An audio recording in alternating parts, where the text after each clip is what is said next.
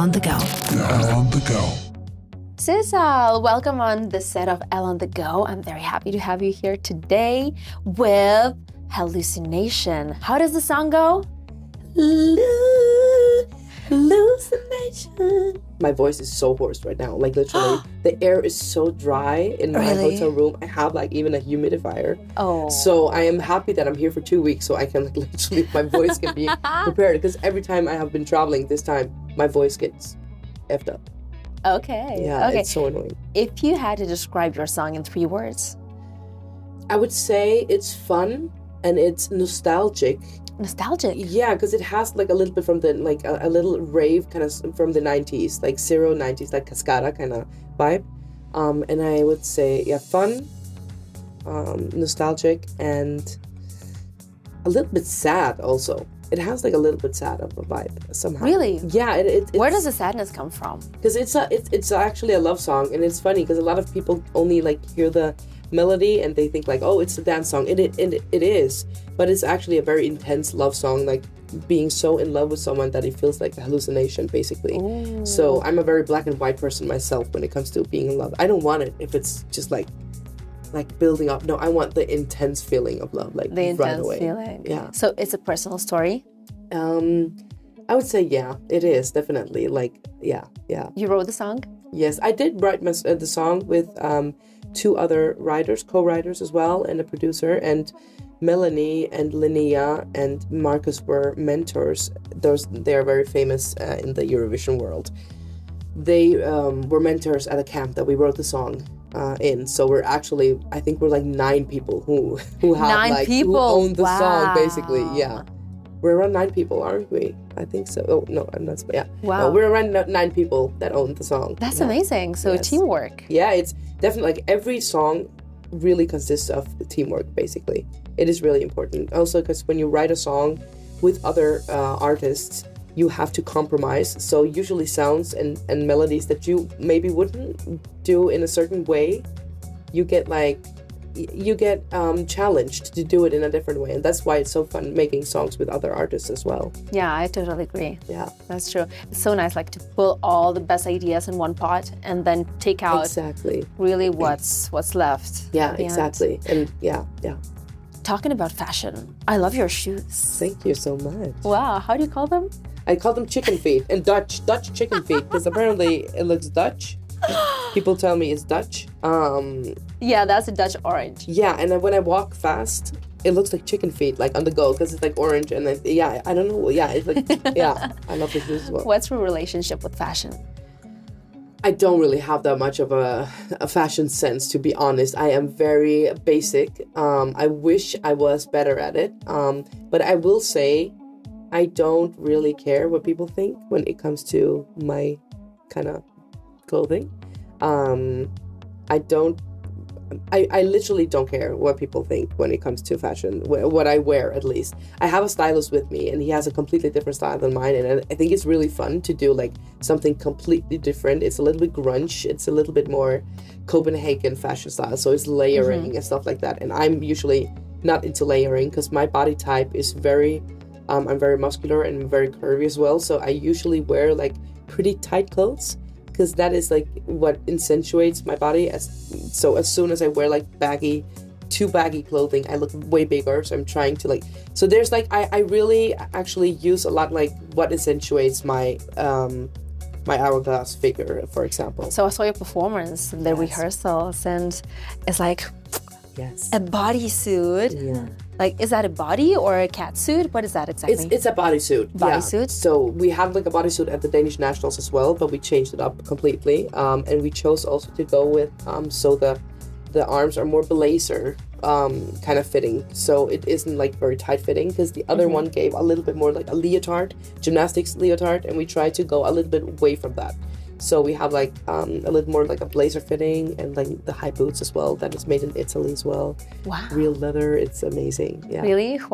Where do the boots come from? Which brand? I don't remember the brand, but my stylist, he has a very close relationship to him, because the Danish broadcasting team has a very close work relationship with these kind of brands. And he loves, like, he always, when he gets new shoes from them, he's like smelling them. He's like, the smell of real leather. He's really? like, oh yeah, he loves like it. man when they buy a new car, they just sit and inhale. Exactly. And he's like, oh, this is amazing. Shoes. Yeah, exactly. Yeah. What about your performance? Tell me more. So the performance has changed completely from the Danish nationals, because in the Danish nationals we didn't have any visuals or visions for the performance at all. So this time we chose to have 4 dancers, and we really tried to have like a red thread throughout the whole performance. So it all like really works together. So both the visuals and the dancers and the clothing as well. And the props. Yeah, and the props, exactly. So we're trying really also to work around the word hallucination. Like, how can we visualize somehow like hallucination somehow? So we have like worked with the dancers, our shadows, and like the heads behind some fabric as well that are like literally leading me into another fantasy. And the visuals is also like giving a little bit of like hallucinating patterns and stuff like that. So is there one detail that really gets you mad or gets you thinking, is very much important to you, but maybe other people don't even notice? I think for me, a very big thing is the fabric that is around me, the flows around me, because I don't know if people will actually understand what it means to me, because for me it's like me inside of a bubble. So like it's a half circle, so outside of this half circle is the real world, and I am in this like hallucinating world in this half circle. And the fabric can flow, and it can like move with wind as well, and smoke, and it can change colors, because that is like literally my mind that I'm stuck in, like in this half circle. And I don't know if people will actually analyze it like that, but that is like what we were thinking. So behind this is like the reality, and the dancers are always coming from like the reality behind, from the curtains, trying to grab me as well, like, and like throw me out of it. So like in the end, I like make myself loose from the half circle, and like I have this huge fabric, 10-meter veil of fabric that I like literally take with me, and I like fly with it, like I'm going on a catwalk, and you're taking off. Yeah. So I'm taking off basically from this hallucination. When I do the hey, yeah, the high note as well. So that is like something we really like. I don't know if people will see it like that, but that is like we are very into it. Artistic. Yeah, exactly. You said you're muscular, so you're into sports. What do you do? I work out, like how do you say, lift weights, like 4 times a week, and then I run twice a week, and that's like. So I combine. How much do you lift? I can squat 120 kilos. 120? Easy. Yeah. Really? I can deadlift. Okay, you know that you're gonna do like a demonstration. Yes, and I do a lot. Like I have very strong arms as well, and back. My back is very strong as well. But I have been lifting weights now for like 5 to 6 times a week for 2 years nonstop. So it's like it's like it has been a long process as well. And the reason that I run is because I really want also my lung capacity to be very aerobic. Good. Yeah, exactly. And also for example, I have asthma as well. So for my asthma and for my vocals as well, and just the energy, like, so I don't like lose my breath just walking to some stairs. Because a lot of weightlifters, they don't have any lung capacity. They literally can't run for a mile at all.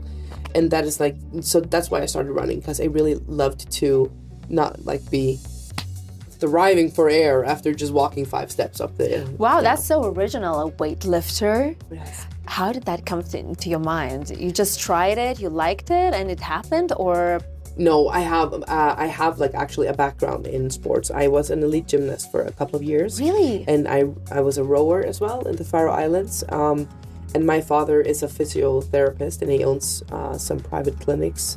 So he's a very active guy as well. And then I had a couple of years where I was a lot bigger, and I did not do shit with my body at all. And then my sister as well. She is actually she is, how do you say, Denmark's, how do you say it? Like she won in weightlifting. She is. So you're both weightlifters? Yeah, no, but she is weightlifter, professional weightlifter. She is like a weightlifter. She is hardcore. She's like, she's shorter than me. She's much skinnier as well, but she is so much stronger. Holy shit. But she's been doing it for like almost 15 years by now. So she is, yeah. They are like my biggest inspirations when it comes to like yeah, working out. And my aunt as well. Like we have a lot of like people who do a lot of sports in my family. Okay, very original. Like sports as well. Like for women, I mean, usually just pick gymnastics, pick like something lighter, but just you have like a lot of energy to give away, right? I love also spinning. I don't know if you call it spinning, like indoor cycling. Yeah. So I have been an instructor as well, like a lot with, and I always use spinning instructor. Yeah. So I also do like I have like Eurovision-themed like Eurovision spin classes. So I'm like like shouting. No way. Literally, like right now during like the. No, not here. No, okay. Before you I went to Eurovision. This. I know. I would love that. Like I would love to have a spinning class. Oh my god. Let's make like you know what? Let's do like with the whole Eurovision team to do a spinning class. I would love to do something like that. Oh my god. So that would be amazing. how does that go? So we start. Yeah. We're so spinning. it's literally so you have like two different like you have like different colors so of weight like how heavy it's gonna be. So also you have like sprints so when it's fast and when you stand up and down and stuff like that. Okay. Can you do like a trial like 30 seconds of spinning class? So let's imagine you're doing this. We're on the bike. Oh my god, okay, well, you know what? We're doing Roslana with wild dances. And then, hey, and then I'm spinning. Yeah, and then you do like, are you ready to sprint? Yes! And nobody's saying, I can't hear you! Are you ready to sprint? And 3, 2, 1, go! And then you sprint all you can for like 10 to 15 seconds, literally, and people are dead after. And then I'm like, okay, and we're done in 3, 2, 1, and go down. Yeah, and then you find the rhythm again, the BPM, the beats per minute. It's so much fun. I mean, I love spinning. That is the fun. Wow. Because it's so much music and it's so much energy. It's so much fun. Yeah. So many lives in one. Yeah. Athlete, spinner, weightlifter, singer, teacher. I'm about to be a teacher in like 7 months-ish.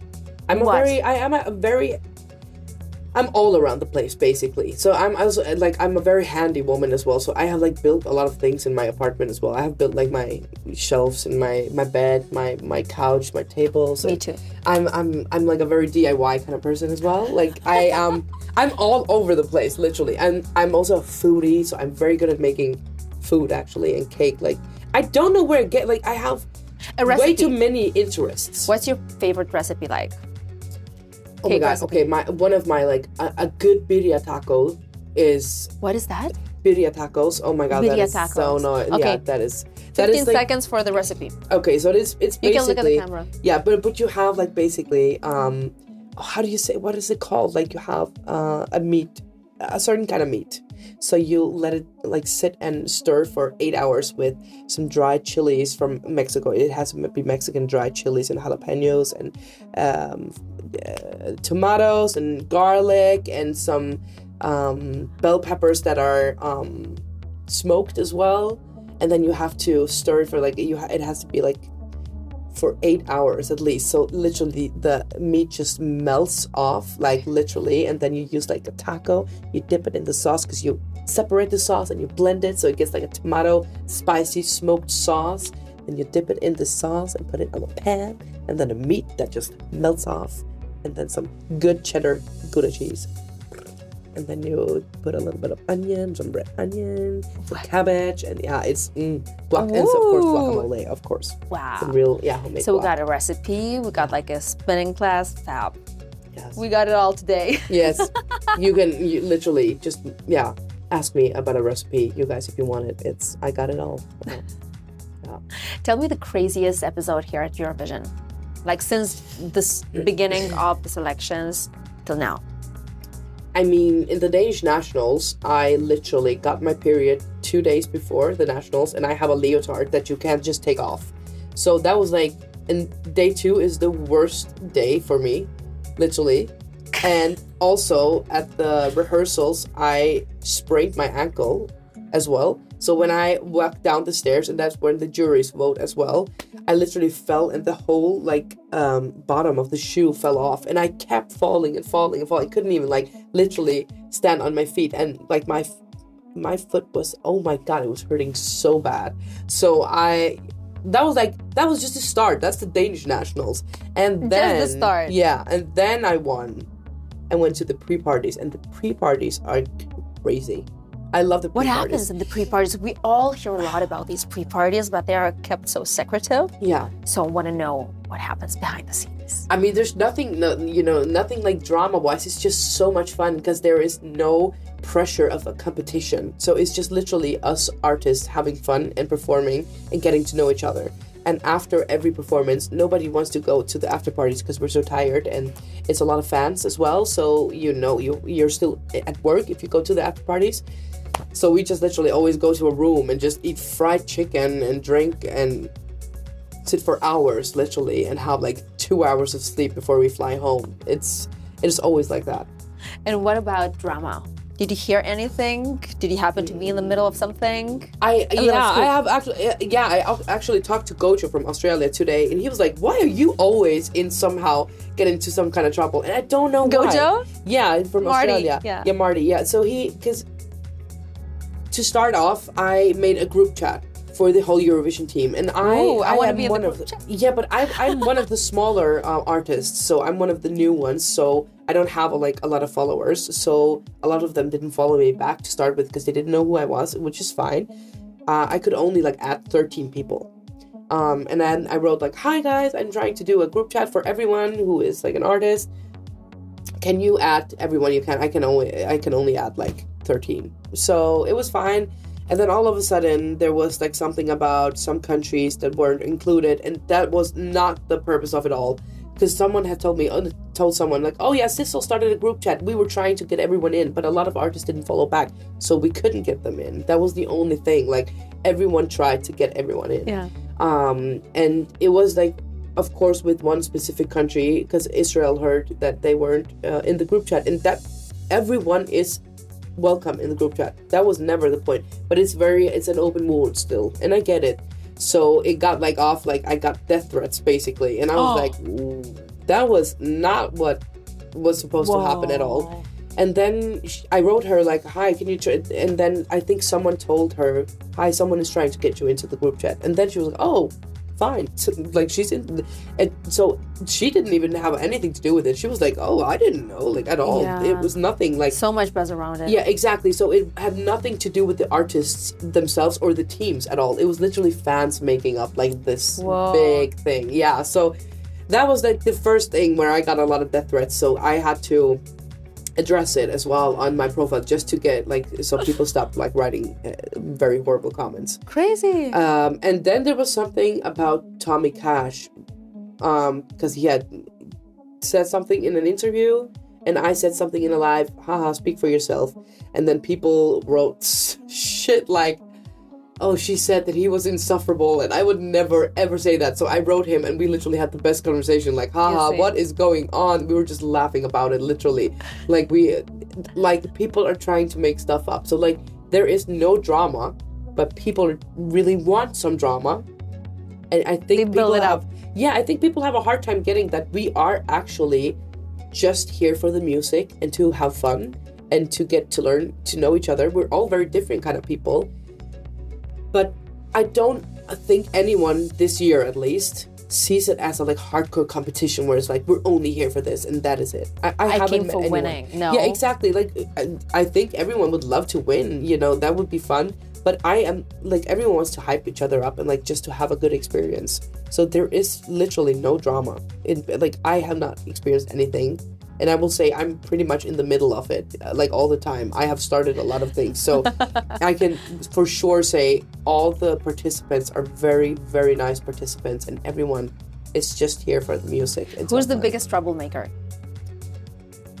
Probably me. Really? I obviously, I end up always somehow as the troublemaker. But I don't know. I don't think... I think me, JJ, and Kyle, and Rihanna are... a bad combo, but in a good way. Because we, when we are on lives or together, we do also we were at the pre-party in London, and Mariana's team were do you guys want to go up on stage on the ball? So we were hell yeah, why not? So we do we have so much fun together, and we're also very bad influences because we always go to bed way too late. We stay up way too late and we have fun. Yeah, that's But that's the way to live it. Exactly. But there's a lot of big personalities this year. It's so much fun. The moment that you found out that you're gonna represent your country on the biggest stage in the world, what do you think? What did you do? Who did you call? What happened? I actually panicked a little bit because I was a huge favorite to win in Denmark. So I wasn't expecting it, but I was hoping that it would be true. And I won only by 1 point. It was very close. One point? It was very close. So somehow I was a little bit prepared that I could win. I wasn't prepared that I would win, but I could win. So after that, I think like the adrenaline has been pumping in your body for such a long time that after, like, it's a release kind of feeling. Liberating. Yeah, you're very relieved also because now it's over with. I just started crying so much after, and I was like, I don't want to go. They have to send the second runner-up because I was panicking. You don't want to go? Yeah, I was panicking a little bit because I am a very loud person, and I am very easy to an easy target to be annoying for a lot of people, which is fine. But I have gotten so much love that I have never been happier that I was like brave enough to be like, you know what, I'll do it. I'll just be myself. And I have gotten like so not any hate at all almost, where I'm like, what is going on? Why do people like me this much? It's fun. It's very fun. But I have 2 daughters, so the first thing I wanted to do after I did the press was just run to see them because I wanted to share that with them as well, and my family, my sisters and my parents and my daughter's father as well, you know. So it was, they were the first ones that I really wanted to hug, like go and be grounded with the people that know you very well. Yeah. As a kid in a group of friends, who were you? I'm the loud one, definitely. I'm the loud one. I am the one who just strings along. If we, for example, go on a vacation, I don't plan anything. I don't know. I'm literally just there. I'm like, take my passport, and I'll give you a good time. That is about it. I'm the funny, loud one. I will make sure that we have a good time. Yeah. Oh, I want to trip with you. Let's go. Yes, let's go. It's fun. What's the first thing that you pack when you leave? A vibrant. No, I'm kidding. No, I am packing. What am I packing? I'm always packing makeup. Makeup is always with me, and a hairbrush. Always, always, always. I always have a hairbrush with me because my hair gets so tangled. It's extensions as well, so it's always getting tangled. And high maintenance. Yeah, I am actually a very high maintenance. It's annoying sometimes. And I am packing my how do you say, my Birkenstocks? Okay. Do you know what Birkenstock is? Yes, it's of like course. Yeah, sandals. Yeah, I'm packing my sandals because I love sandals. Like if I could wear them right now, I would, but I can't do it to an Elle interview. But I love Birkenstock. It's so comfortable. That is like one of my things that I always grab with me as well. Yeah. Do you have a fashion inspiration? I know you're not very much into fashion, but what's your favorite brand? Timo? No, I'm kidding. I'm kidding. No, Timo, like the no. I don't have like a favorite brand. I am a very I don't choose clothes out from what the label is at all. I'm not a label person, so that's the same thing with interior design as well. I don't care if it has a label.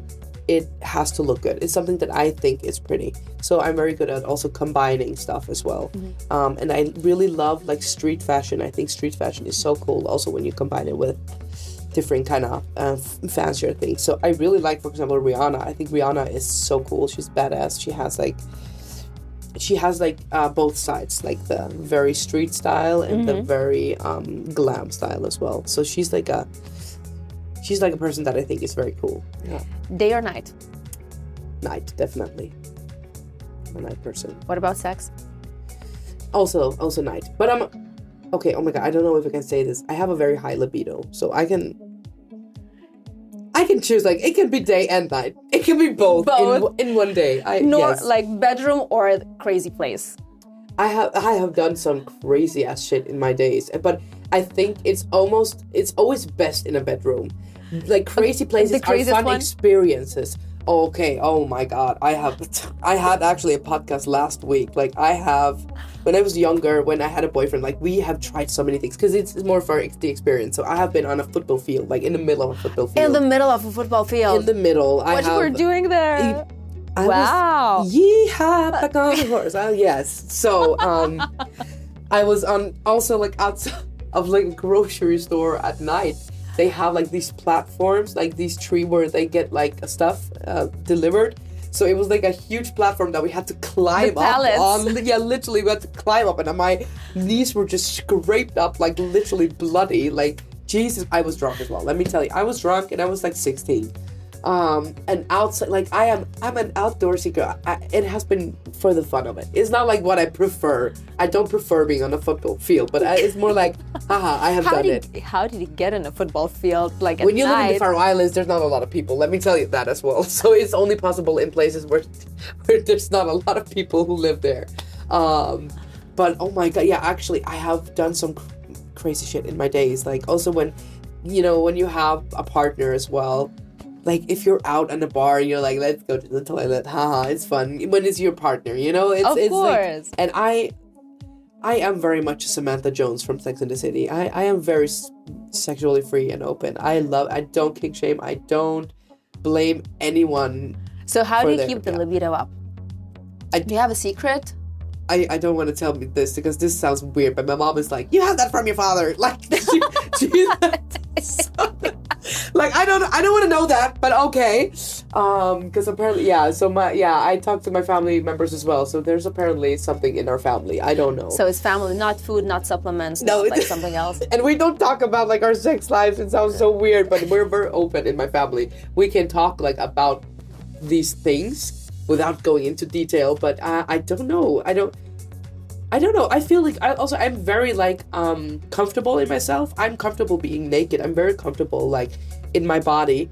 So I think that does a lot for sex, for example, because if you're not confident and you don't feel well in your body, I get why you don't have a high libido. So it really depends on also like if you have the confidence as well, if you feel well in your body. And that's why I encourage everyone to feel well in their body, either way their size or how they feel or how they look. Like, you all can feel comfortable, because the sexiest thing you can wear is confidence, like basically everywhere, no matter what size you are or how you look. Like, you always, if you wear confidence, that shit will bring you places. How do you channel your confidence? Where do you get it from?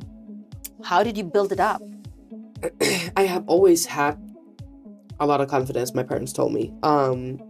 I have always been like, also when I was younger, I was just like singing in front of people. In 5 years old, I would get away from me. Like, I wanted the spotlight. I didn't want to be in a choir because I wanted the solos. I was like, no, I don't want to be. Now I love choir, by the way.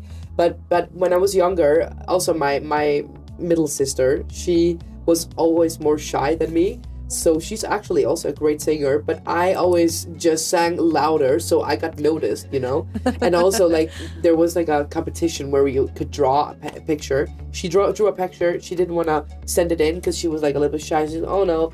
I literally copied her drawing, did the same, sent it in, and I won the competition. No way. So that's like how I have been working always. I'm good at giving people their space now. Like, when I was younger, not so much. But I think also my parents have always been very good at focusing on what I'm good at instead of what I'm not good at. Because there are a lot of things I'm very bad at. I'm horrible at math. There's a lot of subjects in school I'm not good at. But when I did well, they were like very focused on what I was good at. And also when it comes to, for example, playing with other kids. So if someone didn't want to play with me, they were like, okay, but who wants to play with you? Like, instead of who doesn't want to play with you, like, what can we do? Just switch them. Yeah, exactly. That's what I do with my daughters as well. So instead of like focusing on, oh yeah, she doesn't want to play with you. Of course, sometimes it's unfair, but we can be like, but who else is here who wants to play with you? Because there's a lot of other children who wants to play with you. They just, right now, with those kids, they play something else, and it's fine. So I think like that has somehow channeled in my, like, ingrained in my brain. Like, I'm the least judgmental person I know in this world. I don't judge anyone for anything. Almost. Yeah, if you're homophobic, almost. I do judge a little bit. Yeah, I do judge. I don't want you in my life. That's fine. But I'm it's more like I'm a firm believer in you can live whatever life you want, as long as it's not like horrible to other people, and why would I care how people live their life? And that's why I always like when people are writing stuff about me, like something that are not agreeing with. Yeah, what like, about criticism? How I wear things and stuff like that. I'm like, why do you care? Like, I literally, it's irrelevant to me. I don't give a shit what people think, how I'm supposed to be. Like, I'm a good human being, and that's the biggest thing for me. I am a good human being. I have a lot of love to give, and I am very, like, I welcome people with open arms always. And so people can say whatever they want about me. It's fine. I really don't care. But especially if they go for my looks, that is the least thing that I worry about. If someone's like, "Oh, you fat ass," like I'm like, cool, very, very creative. I don't give a shit. But if people go for my character, that's where I can get very pissed. Like, don't call me a bully because someone called me bully with the group chat. I was like, oh hell no. Like, the least thing I am is a bully. I am not a bully at all. But if you, I'm also like, I don't take against everything. Like, if people treat me like shit, I'm like, fine, you showed me who you are to me. I don't want you in my life. That's fine. Like, I have no problem being like, nah, that is fine. But I am I have a lot of friends. I have a very big support system, and I am very, like, thankful for everything that I have created in my life. And it is basically because of who I am. If you were an emoji, an emoji, it would be the laughing. The laughing one, with the little tears. Yeah, I laugh a lot, and I think the best thing in this world is humor. If you are good at laughing at yourself, you can thrive in this life. Like, literally, if you can make jokes from, like, sadness and from shit and traumas that you've been through, that's the best way of getting through life, because you take the serious, like, the sadness out of it and make it a little bit more fun, a little bit lighter. And that doesn't mean that it wasn't horrible, but, you know, just laugh at yourself. Don't take yourself so seriously. Like, god damn it, life is short. Like, and you make it easy for people. You make yourself an easy target if you're not good at laughing at yourself. Like, please just, like, I could be mad at people if I was mad at what people told me, like, the things that I have said also in Eurovision context, you know? Because they literally take every little thing and twist it. And I'm like, hell yeah, I'll just go with the flow. I literally just go with it, like, literally, every time. So I try, like, just laugh at yourself, like, yeah. Let's make it a little game. Okay. Icon battle. Okay. Who's your favorite singer? Oh, it's hard to choose just one. Okay. Let's try to pick one. Britney Spears or Miley Cyrus? Miley Cyrus. Miley Cyrus or Beyoncé? Beyoncé. Beyoncé or Rihanna? Personal-wise, like personality-wise, Rihanna. Singing-wise, definitely Beyoncé. Pick one. Beyoncé. Beyoncé or Whitney Houston? Whitney Houston. Vocal-wise, Whitney Houston. Yeah. Whitney Houston or Mariah Carey? Whitney Houston. Whitney Houston or the Beatles? Whitney Houston. She's my favorite vocalist of all time. Okay. So you have chosen the biggest vocalist of all time. Oh, shoot. Yeah. Okay, I have no choice. No one can no win. exit. Aretha Franklin. No, not even. Whitney Houston is my favorite vocalist of all time. She has the big, like, my favorite national anthem of all time is also, like, Whitney Houston. Like, her national anthem. Which song? Was the American national anthem. So, like, all of the bigger stars have sung it. The best one is Whitney Houston. Okay, what's your favorite song except the national anthem? From Whitney Houston? Yes. Oh, I Have Nothing. It's like my go-to karaoke song also. Like, always, I Have Nothing. But, like, also, it's... I Have Nothing? Yeah, I Have Nothing. But it's not right, but it's okay. Like, that song is... Okay, let's rhyme it. But it's okay. I'm gonna make it anyway. Pack your bags up and leave. Don't you come running back to me. Woo! Yeah. My voice is so bad right now. What is going on? No, oh my God. this was fabulous. This is amazing. Well, Sissal. Thank you, Sissal, for being here with us today. It's been such a great pleasure, and I can't wait to make some trouble with you. Thank you so much for having me. Elle on the go.